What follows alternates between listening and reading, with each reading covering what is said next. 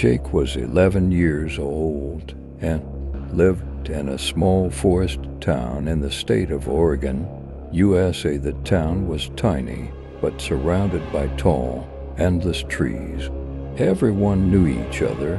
It was summer break, and Jake's best friend, Tommy, was out with him that day, looking for adventure. According to the map, the old farm road starts just up ahead, said Tommy, stopping his bike to look at the faded signs on a nearby tree. Jake looked around with curiosity. You know, my grandma once told me there's a house at the end of this road. A family used to live there, but then something happened. Tommy's eyes widened. What happened? Jake shook his head. She never said, just told me to stay away. But hey, this is an adventure, right? For ourselves, to follow the narrow dirt road deeper into the forest. The only sound was the crunch of their bike tires on gravel.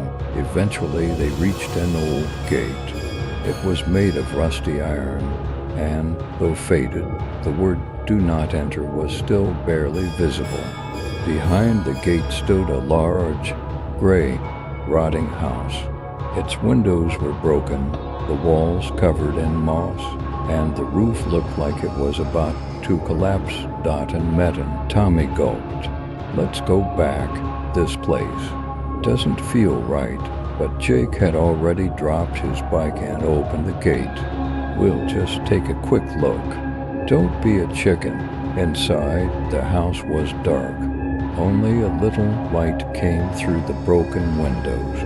Every step they took made the floorboards creak, and clouds of dust floated in the air.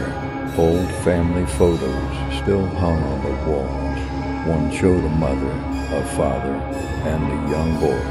They were all smiling, but the bottom of the photo had been torn. Tommy whispered, "Do you think someone still lives here?" Jake shook his head. No, that photo's got to be at least 20 years old. As they moved deeper into the house, they found a closed door. Jake slowly pushed it open. The room was completely empty, except for an old toy train sitting in the middle of the floor. On it were the words, "Play with me." Jake bent down to pick it up, and the train suddenly started moving on its own. Tommy screamed, "Did you do that?" Jake shook his head. No. Just then, a sound came from upstairs. Tap, tap, tap. It sounded like someone hitting the ceiling with a cane. Jake and Tommy froze. "Who's there?" Jake called out. There was no answer, just a soft hum, and then a child's voice. "Who's there?" They stared at each other. Jake whispered. Was that a kid's voice?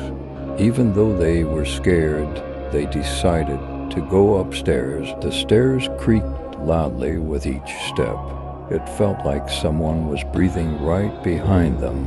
At the top, they saw a door slightly open. A breeze blew from inside. Jake pushed it open and saw, standing in the center of the room, a boy in old, tattered clothes. His hair was messy, and his back was to them. Slowly, he turned around. His eyes were completely dark. His face was pale to pale, like he hadn't seen sunlight in years. "I'm still here," the boy said, "and now so are you." Jake and Tommy screamed and ran.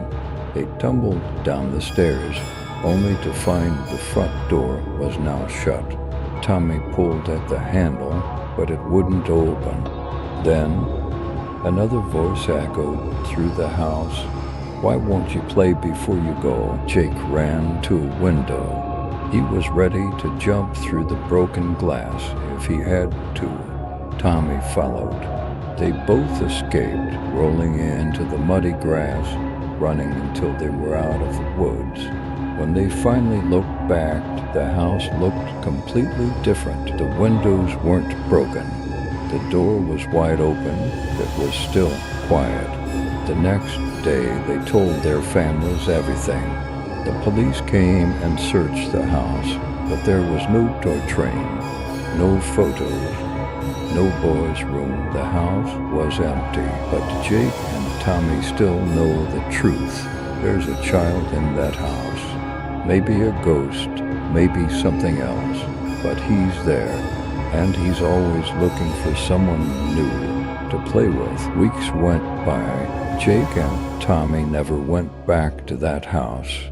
But some nights, while Jake was lying alone in his room, he heard a sound, click, click, click, like a tiny train running on tracks, and sometimes after the sound came a whispering child's voice.